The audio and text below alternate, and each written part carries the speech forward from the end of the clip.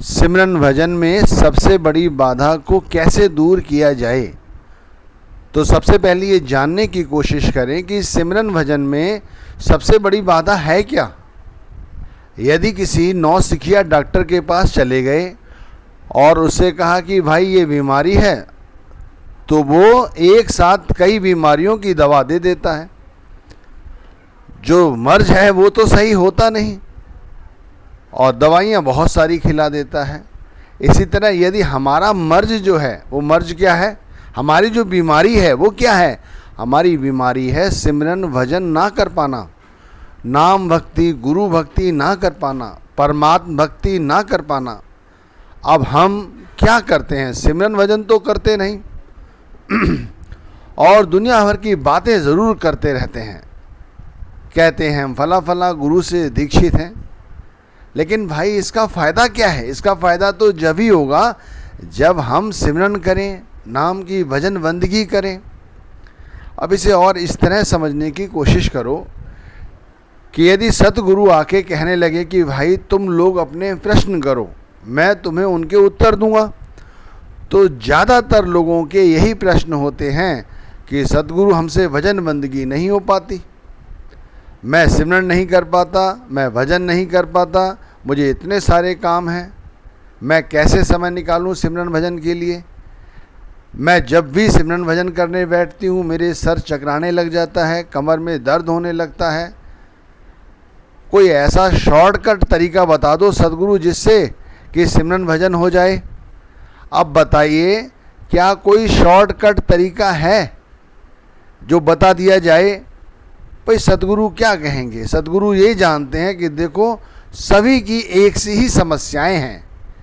किसी न किसी बहाने से लोग अंत में यही कह देते हैं कि वो नाम भक्ति गुरु भक्ति नहीं कर पा रहे हैं, सिमरन भजन नहीं कर पा रहे हैं।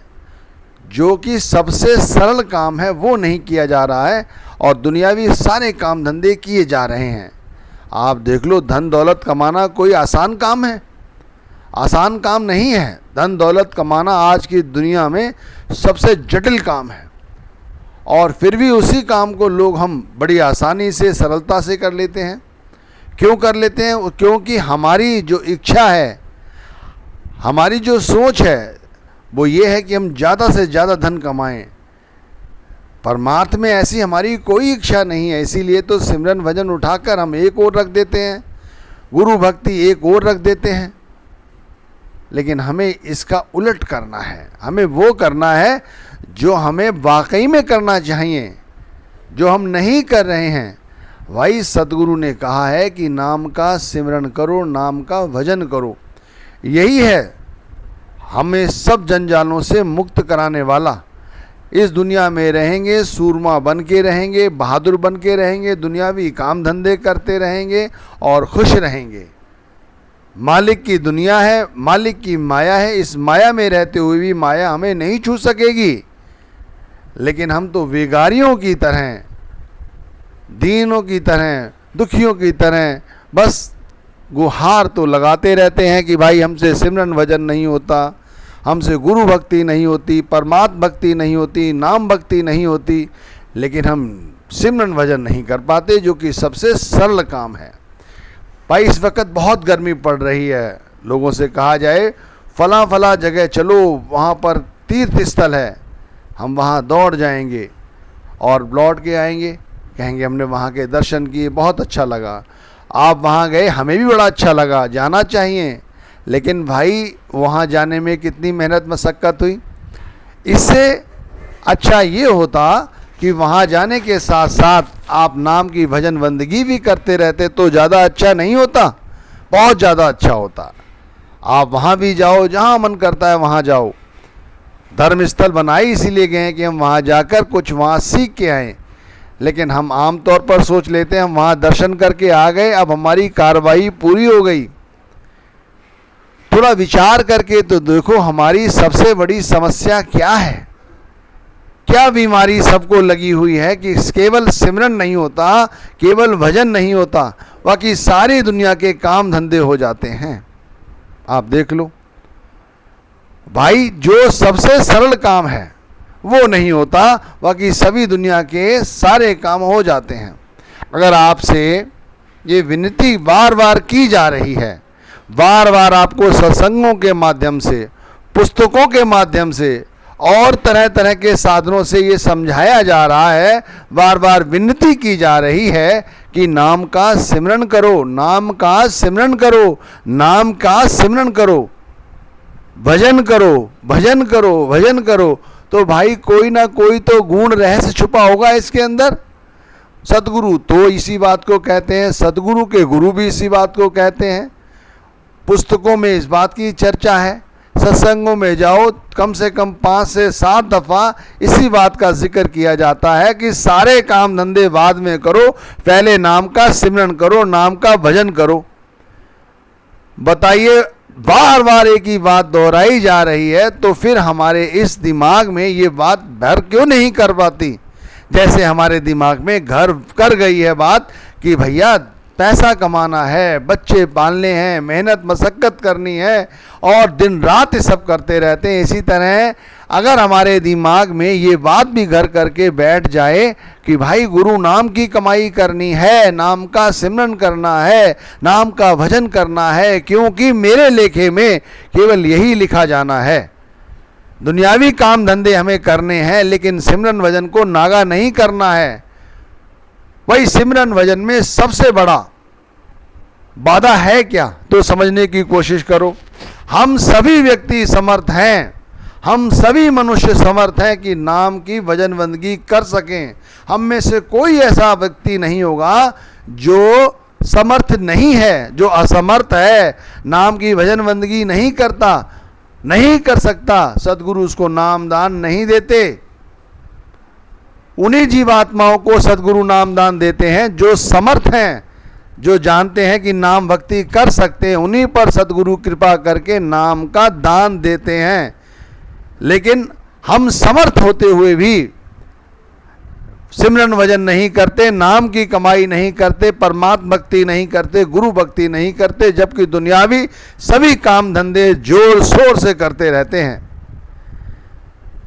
भाई हम समर्थ हैं तो पहचानो कि हमारी समर्थ होने के बावजूद भी हम असमर्थ क्यों हैं, क्यों हमसे नाम की भजन बंदगी नहीं होती। तो भाई इसका सबसे बड़ा कारण है हमारा आलस्य। हम आलसी हैं, आलसी हो गए हैं। हम सब काम धंधे करना चाहते हैं, लेकिन जैसे ही सिमरन भजन की बारी आती है हमें ऐसा लगता है कि हमारे सर पर किसी ने बोझा डाल दिया हो। अब आप समझो, ये आलस्य है, आलस्य। दुनियावी काम धंधों को करते समय कोई आलस्य नहीं, लेकिन जब नाम भक्ति की बारी आती है तो हम पे आलस्य सवार हो जाता है। आलस्य के चलते हम क्या सिमरन भजन कर सकते हैं? नहीं कर सकते। इसीलिए तो हम इसे कल पर छोड़ देते हैं, कल करेंगे, कल करेंगे, कल करेंगे। ध्यान रखना, संत मत, संत मत आज का नाम है, सिमरन भजन आज का नाम है। आलस्य तो भाई कल का होना चाहिए, लेकिन आलस्य तो आज का हो गया है। इसीलिए हम सिमरन भजन को कल पे टालते हैं और आलस्य को आज पर लेते हैं। देखा है, आलस्य के चलते क्या करते हैं, पहले तो भजन बंदगी करते ही नहीं और करने बैठते हैं तो कमर में दर्द, सर में दर्द, दुनियावी काम धंधों की याद, नाम में मन ना लगना, गुरु के स्वरूप को ना देखना, थोड़ी देर में चित्तपट होके लेट जाते हैं और फिर थोड़ी देर बाद उठेंगे तब कर लेंगे। अरे भाई, थोड़ी देर बाद करते करते कितना अरसा बीत गया है, सोचने की ज़रूरत है। कितना अरसा बीत गया है, क्यों दूसरों को धोखा देने की कोशिश कर रहे हो, अपना समय खराब कर रहे हो, अंत वेले पछताओगे तो क्या फ़ायदा होगा। भाई आलस्य के चलते तुमने आज सिमरन भजन नहीं किया, जब बारी आई चलने की तब रोगे, गिड़गिड़ाओगे, क्योंकि उस समय तुम्हारे पास, हमारे पास समय नहीं होगा। फिर हम उस समय को सोचेंगे, अरे भाई उस समय तो हमने इस काम में अपना समय खराब कर दिया, इस बात पर अपना ध्यान लगाए रहे। अरे भाई बहनें इसी चिंता में लगी रहती हैं कि पड़ोसी ये कर रहा है, पड़ोसी वो कर रहा है, रिश्तेदार वो कर रहा है, बहन बेटी वो कर रही है। अरे तुम्हें जो काम दिया है तुम्हारी भजन बंदगी की जो लालसा थी, इच्छा थी, उसी को देख के तो सदगुरु ने तुम्हें नाम दान दिया है। इसी तरह हमें भी दिया है। वो जानते थे कि हम समर्थ हैं, इसीलिए तो हमें उन्होंने नाम दान दिया। भाई आलस्य जो है वो शरीर और मन दोनों को कमजोर बनाता है। ये बात गांठ बांध लो, मन और शरीर दोनों को। पहले तो मन राजी नहीं होता, और मन राजी नहीं होता तो शरीर तो अपने आप ही राजी नहीं होगा। और यदि शरीर की ओर से लेके चलो तो शरीर राजी नहीं है तो मन कैसे राजी होगा। अरे मन तो लज्जत का आशिक है, सुना है ना आपने हजारों बार। अरे मन को नई नई चीज़ें चाहिए। आप सोचते हो नाम का सिमरन क्या करना, एक ही नाम को बार बार दोहराने से क्या फ़ायदा। अरे नाम में बहुत बड़ी लज्जत है भाई, लेकिन अब तुमने तो गाल बजाने वाली भक्ति की है अभी तक। मेरे गुरु के इतने डेरे दिल्ली में हैं, वहाँ हैं, यहाँ हैं, देशों में हैं, विदेशों में हैं, इतनी संगत है।